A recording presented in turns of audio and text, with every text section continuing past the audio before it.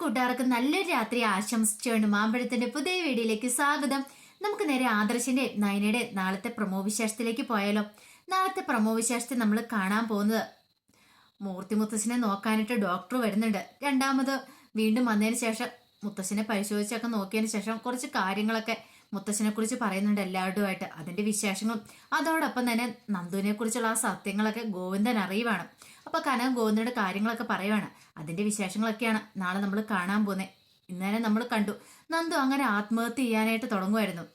പക്ഷേങ്കില് നന്ദു കയറി തൂങ്ങി ആടുന്ന കണ്ട് അത് വെറും സ്വപ്നം മാത്രമായിരുന്നു കനകയുടെ. കനക സ്വപ്നത്തില് പെട്ടെന്ന് ഞെട്ടി ഉണരുവാണ്.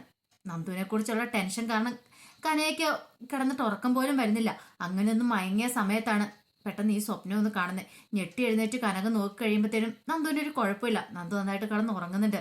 പക്ഷെ ആ കണ്ട സ്വപ്നത്തിൽ നിന്ന് പെട്ടെന്ന് ഒന്ന് മുക്തിയാകാനായിട്ട് കനകയ്ക്ക് സാധിച്ചില്ല. കുറച്ച് വെള്ളം എടുത്ത് കുടിക്കാൻ നിർത്ത് വെള്ളം കുടിക്കാൻ അങ്ങോട്ട് ചെന്ന് കഴിയുമ്പോഴത്തേനും ഗോവിന്ദ വന്നിട്ട് ചോദിച്ചു, നിനക്ക് എന്താ ഉറക്കമില്ലേ കനകെ, നിനക്ക് എന്ത് പറ്റിയെന്നൊക്കെ ചോദിക്കുന്നുണ്ട്. കനക ആദ്യം ഒന്ന് ഒഴിഞ്ഞു മാറാനായിട്ടൊക്കെ ശ്രമിച്ചു. ഒരു കുഴപ്പമില്ല ഗോവിന്ദേട്ടാ, എനിക്കൊരു പ്രശ്നമില്ല എന്നൊക്കെ പറഞ്ഞിട്ട് ഗോവിന്ദൻ പറഞ്ഞു, നമ്മൾ തമ്മിൽ കല്യാണം കഴിച്ചിട്ട് എത്ര നാളെ, ഞാൻ നിന്നെ എത്ര കാലമായിട്ട് കണ്ടുകൊണ്ടിരിക്കുന്ന, നിന്റെ മുഖം ഒന്ന് വാടിയിട്ടുണ്ടെങ്കിൽ അല്ലെങ്കിൽ നിന്റെ ഉള്ളിൽ എന്തെങ്കിലും ഒരു ടെൻഷൻ ഉണ്ടെങ്കിൽ എനിക്കത് അറിയാനായിട്ട് സാധിക്കും. എന്നിൽ നിന്ന് നീ മറച്ചു വെക്കണ്ട, എന്തുണ്ടെങ്കിലും എന്നോട് തുറന്നു പറഞ്ഞോ, എനിക്ക് കുഴപ്പമില്ല എന്ന് പറയണം. ഇത് കേട്ട് കഴിഞ്ഞപ്പോഴത്തേനും കനകയുടെ നിയന്ത്രണം അങ്ങോട്ട് വിട്ടു. ഇത്ര സമയം ഉള്ളിലടക്കി പിടിച്ച എല്ലാം അങ്ങോട്ട് ഒഴുകുകയാണ്, പൊട്ടി ഒഴുകുമെന്ന് പറഞ്ഞ പോലെ ഗോവിന്ദനോട് സത്യങ്ങളെല്ലാം കനക തുറന്നു പറയാണ്. നന്ദുവിന്റെ മുറിയിലേക്ക് വന്നതും ആ ഫോട്ടോ കിട്ടിയതും ഐ ലവ് യു എന്ന് എഴുതിയതും പിന്നീട് അവിടെ അടിച്ചതുമായ എല്ലാ കാര്യങ്ങൾ എല്ലാം കേട്ട് കഴിഞ്ഞപ്പോൾ തന്നെ ഗോവിന്ദൻ പറഞ്ഞു, എനിക്കൊരു സംശയം ഉണ്ടായിരുന്നു, ഞാൻ നിന്നോട് അപ്പോഴേ ചോദിച്ചല്ലേ നന്ദുവിനെ കുറിച്ച്, പക്ഷെ നീ എന്നോടൊന്നും തുറന്നു പറഞ്ഞില്ല. എന്നിട്ട് നീ എന്ത് തീരുമാനിച്ചു? നിന്റെ രണ്ട് പെൺമക്കളെ കയറ്റിവിട്ട പോലെ കുതന്ത്ര ബുദ്ധി ഉപയോഗിച്ച് നന്ദുവിനെയും കൂടെ അങ്ങോട്ട് കയറ്റിവിടാനായിട്ട് നീ വല്ല പ്ലാനും തയ്യാറാക്കിയിട്ടുണ്ടോ എന്ന് ചോദിക്കണം. ഗോവിന്ദൻ അതിനെക്കുറിച്ചായിരുന്നു ടെൻഷൻ. അങ്ങനെയൊന്നുമില്ല ഗോവിന്ദേട്ടാ, ഞാൻ അവളെ പറഞ്ഞു മനസ്സിലാക്കാൻ ശ്രമിച്ചിട്ടുണ്ട്, അവൾക്ക് കാര്യങ്ങളൊക്കെ മനസ്സിലായിട്ടുണ്ട്. പാവം ആദ്യം കുറച്ച് വേദനിക്കുമായിരിക്കും, എന്നാലും കുഴപ്പമില്ല. അനിയുടെ കല്യാണം ഒരു മുടക്കവും കൂടാതെ നടത്തണം. മൂർത്തി മുത്തശ്ശൻ്റെ ഇപ്പോഴത്തെ ആരോഗ്യസ്ഥിതിക്ക് ഏറ്റവും നല്ല അതാണ്.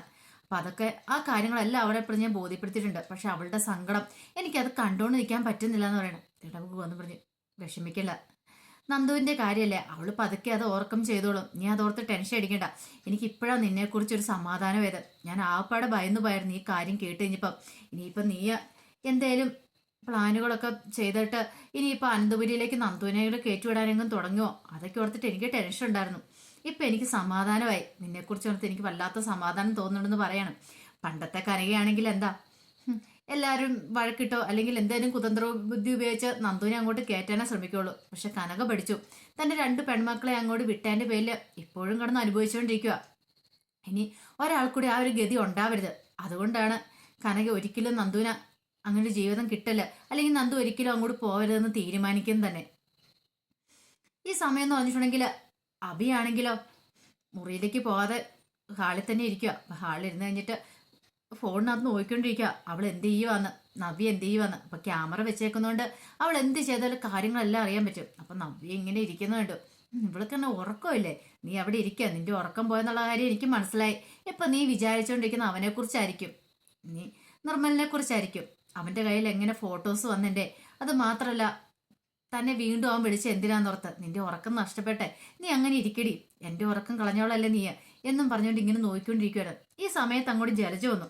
ജലജ വന്നിട്ട് ചോദിച്ചു, നീ എന്തെടുക്കും അബിന്ന് ചോദിക്കുകയാണ്. ഇവിടെ നിനക്ക് എന്നെ ഉറക്കമൊന്നും ഇല്ലേന്ന് ചോദിക്കണം. പെട്ടെന്ന് അബി ഫോണും കൂടി മാറ്റുവാണ്. ഒന്നുമില്ലമ്മേ, കുറച്ച് കഴിഞ്ഞിട്ട് പോകാമെന്ന് വിചാരിച്ചു. എന്താ, നിനക്ക് എന്താ മുറിയിലേക്ക് പോകാൻ എന്തെങ്കിലും കുഴപ്പമുണ്ടോന്ന് ചോദിക്കണം.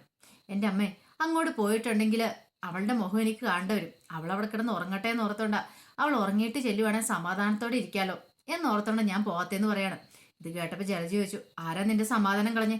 നീ തന്നെയല്ല കളഞ്ഞേ, ഞങ്ങളാരും കളഞ്ഞല്ലോ, നീ തന്നെ കണ്ടുപിടിച്ച പെണ്ണല്ലേ, നീ തന്നെ അനുഭവിച്ചോളാൻ പറയാണ്.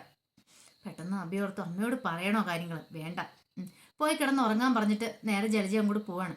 ഈ സമയത്ത് അബിയുടെ ഉള്ളിൽ അമ്മയിൽ മറച്ചു വെക്കുന്ന മോശമാണ്. എപ്പോഴാണെങ്കിലും അമ്മ അറിയും, പക്ഷെ അമ്മയോട് ഇപ്പൊ പറഞ്ഞിട്ടുണ്ടെങ്കിൽ അമ്മ എന്താ വിചാരിക്കുക. വേണ്ടാന്ന് ഓർത്തിരിക്കുമ്പോൾ ജലജ വീണ്ടും വന്നിട്ട് ചോദിച്ചു, അല്ല നിന്റെ മുഖത്ത് എന്തോ ഒരു വെപ്രാളം ടെൻഷനോ കാണുന്നുണ്ടല്ലോ, നീ വേറെ എന്തെങ്കിലും പണി ഒപ്പിച്ചിട്ടുണ്ടോ അബി, സത്യം പറ എന്നോടെന്ന് പറയാണ്. ഇല്ലമ്മേ, അങ്ങനെയൊന്നുമില്ല, ഞാൻ അവൾ ഉറങ്ങാൻ വേണ്ടി കാത്തിരിക്കുവാന്ന് പറഞ്ഞ സത്യമായിട്ടുള്ള കാര്യമാണ്. ഇല്ലെങ്കിൽ അവളുടെ തിരുമോന്ത കാണേണ്ട വരുമല്ലോ, അതുകൊണ്ടാണ് അമ്മ പോയി കിടന്നുറങ്ങിക്കോ, എനിക്ക് കുഴപ്പമൊന്നുമില്ല എന്ന് പറയുന്നുണ്ട്. ഇങ്ങനെ ജലജ അങ്ങോട്ട് അകത്തേക്ക് പോവാണ്. ജലജയ്ക്ക് ചില സംശയങ്ങളൊക്കെ തോന്നിയിട്ടുണ്ടായിരുന്നു. ഈ സമയത്തെന്ന് പറഞ്ഞിട്ടുണ്ടെങ്കിൽ ആദർശ് മുറിയിൽ ഇങ്ങനെ ഇരിക്കുമായിരുന്നു. മുറിയിൽ നിന്ന് കഴിഞ്ഞപ്പോഴത്തേന് ആദർശിന് ഭയങ്കര കാല് വേന എടുക്കാൻ തുടങ്ങി. കാല് വയ്യാത്ത വേന എടുക്കുന്നുണ്ട്. ഈ സമയത്ത് അങ്ങോട്ട് നയനയും കടന്നു വന്നു. നയന കണ്ടു ആദർശ് കാല് വേദന കൊണ്ട് ഇങ്ങനെ കാല് തിരുമുന്നേ. പക്ഷേങ്കിൽ നയനയ്ക്കൊരു പേടി. ഇനിയിപ്പോൾ ഓയിൽമെന്റ് എടുത്തോണ്ട് ചെന്ന് തീരുമാനം ചെന്നിട്ടുണ്ടെങ്കിൽ ഇനി ആ പേര് പറഞ്ഞ് ഇനിയിപ്പോൾ ആദർശ് തന്നെ ചീത്ത പറഞ്ഞാലോ. നയന എന്ത് ചെയ്യണം, മൈൻഡ് ചെയ്യാതിരുന്നു. കുറേ സമയം കാലിങ്ങനെ കട്ട് കഴിച്ചിട്ട് ആദർശ് ഇങ്ങനെ ആ ഊന്നൊക്കെ സൗണ്ട് കേൾപ്പിച്ചുകൊണ്ടിരിക്കണം. നയന പറഞ്ഞു, ഓയിൽമെന്റ് ആ കബോർഡിലുണ്ട്, എനിക്കെടുത്ത് തേച്ച് കാണണമെന്നുണ്ട്. ഇനിയിപ്പോൾ അതിന്റെ പേരിൽ അടുത്ത പ്രശ്നം എന്തെങ്കിലും ഉണ്ടായാലോ എന്ന് വിചാരിച്ചാൽ ഞാൻ എടുത്തു തരാത്തെ എന്ന് പറയണം. ആദർശ് ഒന്നും മിണ്ടിയില്ല. ആദർശ് പോയി ഓയിൽമെന്റ് എടുത്തുകൊണ്ട് സ്വന്തമായിട്ട് അങ്ങോട്ട് തേക്കുവാണ്. നയനയ്ക്ക് മനസ്സിലായി തന്നോടുള്ള ദേഷ്യം ഇപ്പോഴും കുറഞ്ഞിട്ടില്ല. ആ ദേഷ്യം അതേപടി തന്നെ ഉണ്ട്. അതുകൊണ്ടാണ്, അല്ലെങ്കിൽ ഓയിൽമെന്റ് എടുത്തൊന്ന് തേച്ച് തരാനൊക്കെ പറയേണ്ടതാണ്.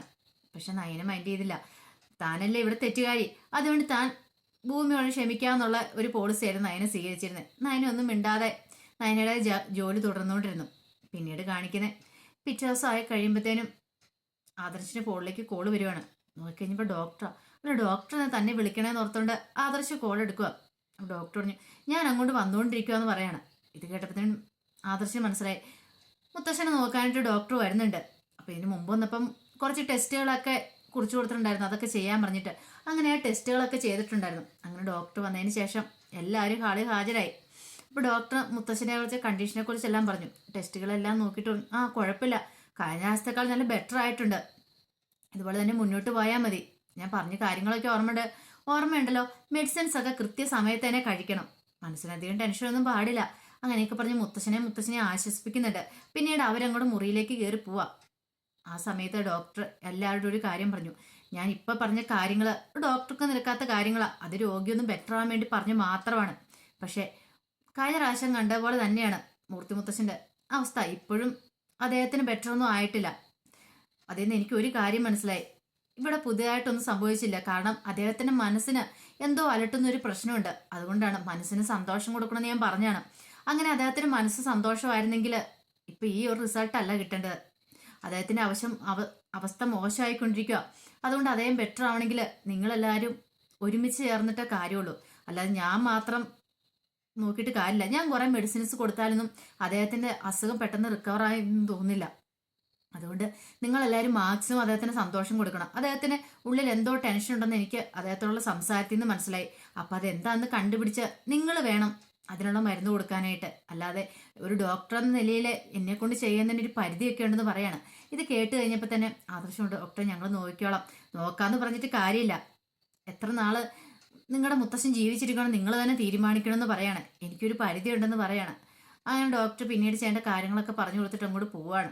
ഈ സമയം മുത്തശ്ശനാണെങ്കിൽ വല്ലാത്ത ടെൻഷനാണ്. അപ്പം മുത്തശ്ശി ചോദിച്ചു, എന്തിനാ ഇങ്ങനെ ടെൻഷൻ അടിക്കണേ? ഡോക്ടർ പറഞ്ഞു കേട്ടില്ലേ എപ്പോഴും സന്തോഷത്തോടെ ഇരിക്കണമെന്ന് പറഞ്ഞു കേട്ടില്ലേ? ഞാൻ എങ്ങനെയാ സന്തോഷമായിട്ടിരിക്കുന്നത്? എൻ്റെ മനസ്സിൽ എപ്പോഴും ഒരേ ചിന്ത മാത്രമേ ഉള്ളൂ, നയനമോളുടെ ചിന്ത. അവളും ആദർശം നന്നായിട്ട് ജീവിക്കുന്നതായിട്ട് എനിക്കൊന്ന് കണ്ണടിച്ചാൽ മതി. ഇപ്പോഴും അവന് സ്നേഹം അഭിനയിച്ചുകൊണ്ടിരിക്കുക അവളോട്. അതെനിക്ക് ശരിക്കും മനസ്സിലാവുന്നുണ്ട്. ഇനി ഞാൻ എന്ത് ചെയ്യണം വസുന്ധരെ? എനിക്കറിയില്ല. എൻ്റെ ജീവിതത്തിൽ എനിക്കിപ്പോൾ അത് മാത്രം ഒരു ടെൻഷൻ എന്ന് പറയണം. ഇത് പറഞ്ഞിട്ട് മുത്തശ്ശൻ അവിടെ അങ്ങോട്ട് ഇരിക്കുന്ന സമയത്താണ് ആദർശം അങ്ങോട്ട് വരുന്നത്. ആദർശ് കേട്ടു മുത്തശ്ശൻ പറയുന്ന ഈ കാര്യങ്ങളൊക്കെ.